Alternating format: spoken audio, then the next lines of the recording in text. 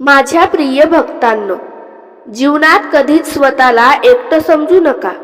कारण जिथं तुमचा धीर संपतो तिथून स्वामींची कृपा सुरू होते.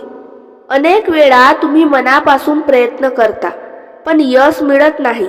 तेव्हा मनात प्रश्न येतो, देवा माझ्याच वाट्याला एवढं दुःख का? पण लक्षात ठेवा, स्वामी कधीच उशीर करत नाही. ते योग्य वेळ येण्याची वाट पाहतात. एका बीजाला मोठं झाड होण्यासाठी आधी मातीत गाडलं जातं. अंधार सहन करावा लागतो, पाऊस सहन करावा लागतो, वादळ सहन करावी लागतात. तेव्हाच ते झाड मजबूत बनतं. तसंच तुमचं आयुष्य आहे. आज जे दुःख तुम्ही सहन करत आहात तेच उद्या तुम्हाला मजबूत बनवणार आहे. लोकांच्या बोलण्यामुळे थांबू नका.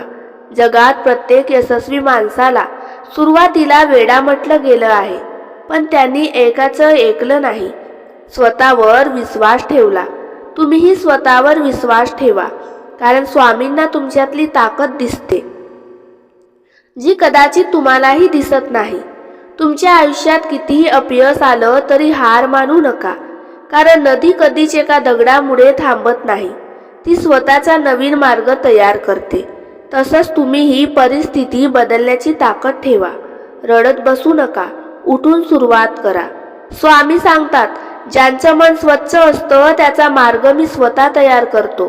त्यामुळे कोणाचं वाईट करू नका. चांगले कर्म करा, लोकांना मदत करा.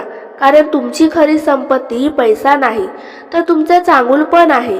कधी कधी देव तुम्हाला सगळ्यांपासून दूर करतो, कारण त्याला तुम्हाला स्वतःची ओळख करून द्यायची असते. म्हणून एकटेपणाला घाबरू नका. त्या शांततेतच तुमची खरी शक्ती लपलेली असते. आजपासून स्वतःला कमी समजणं बंद करा. रोज सकाळी स्वतःला सांगा, मी मजबूत आहे, मी सक्षम आहे आणि स्वामींची कृपा माझ्यावर आहे. हे शब्द फक्त बोलू नका, मनापासून अनुभवा. मग बघा तुमचं आयुष्य कसं बदलायला सुरुवात होतं. तुम्ही फक्त चालत राहा. रस्ता स्वामी स्वतः तयार करतील. तुम्ही फक्त विश्वास ठेवा. चमत्कार स्वामी स्वतः दाखवतील.